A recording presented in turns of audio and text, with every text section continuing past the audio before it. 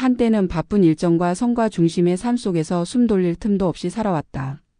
출근길 지하철 안에서 조용히 흘러가는 풍경을 바라볼 여유도 없이 늘 앞만 보고 달렸다. 그렇게 몇십 년을 살아온 이들에게 은퇴는 막연한 두려움이자 끝처럼 느껴졌다. 하지만 정작 그 문턱을 넘어온 이들 중에는 이렇게 말하는 사람이 있다. 이제야 비로소 내가 사는 것 같다. 나이 들어서야 비로소 알게 된 진짜 행복이라는 단어의 무게를. 돈과 지위, 성취가 주는 기쁨이 아닌 삶의 아주 사소한 것에서 오는 평온과 만족. 이 글은 바로 그들의 이야기다. 은퇴 이후 비로소 진정한 행복을 만난 3명의 사례를 통해 우리에게 어떤 삶이 기다리고 있는지를 함께 들여다보려 한다. 첫 번째 사례는 66세의 박재훈 씨 이야기다. 그는 35년간 대기업의 전략기획실에서 일하며 한치의 실수도 허용하지 않는 조직에서 살아남기 위해 늘 긴장 속에 살았다. 승진의 기회, 성과 압박, 타 부서와의 경쟁은 그를 성공한 가장으로 만들어줬지만 정작 자신의 삶에 대해서는 무관심한 채 살았다. 은퇴 후 처음 몇 달간은 마치 허공에 뜬 듯한 기분이었다고 한다.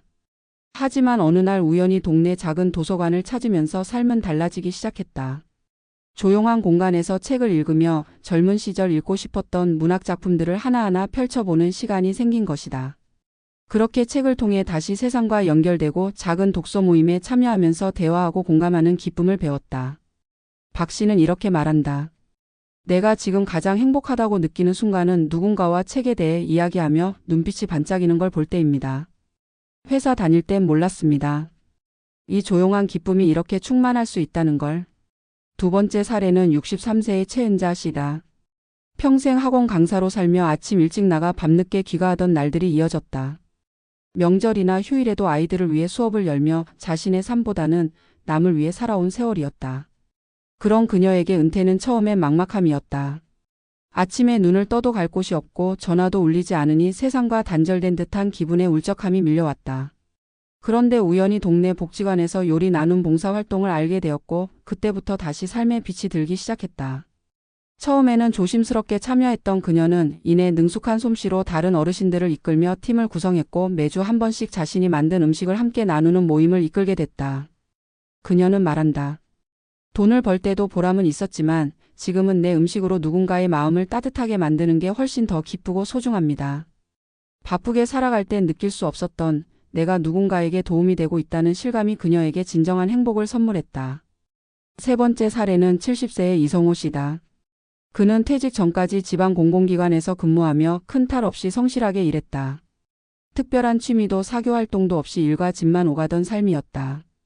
그에겐 늘 자신을 재미없는 사람이라 여기는 습관이 있었다. 하지만 은퇴 후 자녀의 권유로 스마트폰을 배우기 시작하면서 전혀 예상치 못한 일이 벌어졌다. 처음에는 단순히 사진 찍는 법을 배우려다 SNS에 사진을 올리고 다른 사람들과 소통하며 댓글을 주고받는 재미에 빠진 것이다. 그렇게 취미로 시작한 사진은 이제 지역 사진 동호회의 리더가 되었고 그의 사진은 노인복지관에서 작은 전시회를 열 정도로 인정을 받게 되었다. 이 씨는 말한다. 예전엔 내가 이렇게 사람들 앞에 서서 이야기할 수 있는 사람이 될 줄은 몰랐어요. 내가 나를 몰랐던 거죠. 지금은 매일 아침 눈을 뜨면 오늘은 어떤 풍경을 찍을까 기대가 됩니다. 그는 은퇴 이후에야 비로소 자기 자신을 발견했고 남들과 비교하지 않아도 되는 즐거움을 알게 되었다. 이 세 사례는 모두 직업을 내려놓고 나서야 비로소 자신을 다시 들여다보게 된 사람들의 이야기다. 그들은 누군가의 상사나 부모, 동료로서가 아니라 한 사람의 나로서 다시 시작할 수 있었고 그 안에서 작지만 확실한 행복을 찾았다. 여기서 중요한 것은 이들이 특별한 능력이나 여건을 가지고 있었던 것이 아니라 일상을 있는 그대로 받아들이고 자신을 놓치지 않으려는 노력 속에서 진짜 삶의 의미를 발견했다는 점이다. 은퇴는 결코 끝이 아니다.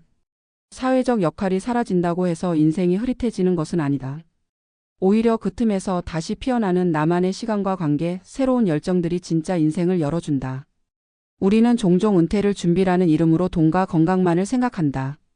물론 그것도 중요하지만 그보다 더 중요한 것은 내가 어떤 삶을 원하는지를 묻는 일이다. 진짜 행복은 어쩌면 그렇게 마음을 열고 천천히 걸어가는 삶 속에서 아주 자연스럽게 우리를 찾아오는 것인지도 모른다. 은퇴 전에 몰랐던 그 행복 지금이라도 늦지 않았다. 오늘도 그 길은 우리 앞에 놓여 있다. 행복이라는 단어는 삶의 어느 시점에서 가장 빛나는가라는 질문에 대한 답은 개인마다 다르겠지만 은퇴 이후의 삶을 통해 비로소 그 진정한 의미를 깨닫는 이들이 적지 않다는 사실은 주목할 만하다. 우리는 오랜 시간 성공이라는 이름 아래 일과 성과, 경제적 풍요를 좇아 살아간다. 그러나 일터를 떠난 후 맞이하게 되는 적막한 아침, 문득 찾아오는 존재의 의무는 단지 시간이 많아졌기 때문만은 아니다. 정체성의 근원이 직장에서의 역할에만 머물렀던 사람일수록 은퇴는 그 정체성의 상실로 다가온다. 이때 중요한 것은 그 공백을 어떻게 채우느냐다. 진정한 행복은 그 채움의 과정에서 발생한다. 여기서 세 가지 중요한 지점이 존재한다.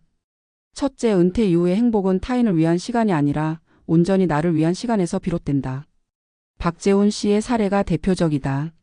그는 책이라는 매개를 통해 자신과 마주했고 수십 년간 방치했던 감수성과 사유의 능력을 다시 일깨웠다. 이러한 자기회복은 은퇴 이후의 삶이 단지 소극적 휴식이 아니라 능동적 재구성의 시간이라는 사실을 상기시킨다. 특히 남성들에게 흔한 쓸모의 강박에서 벗어나기 위해선 성과 없는 시간에 대한 긍정이 필요하다.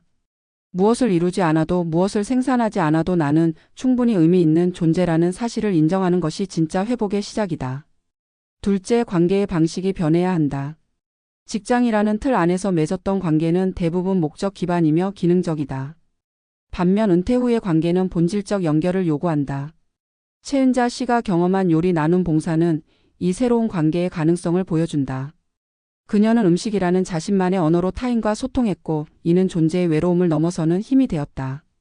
인간은 타인의 필요 속에서 자아를 확인한다. 봉사란 단순히 베품이 아니라 나 자신이 세상에 여전히 연결되어 있다는 실존적 감각의 회복이다.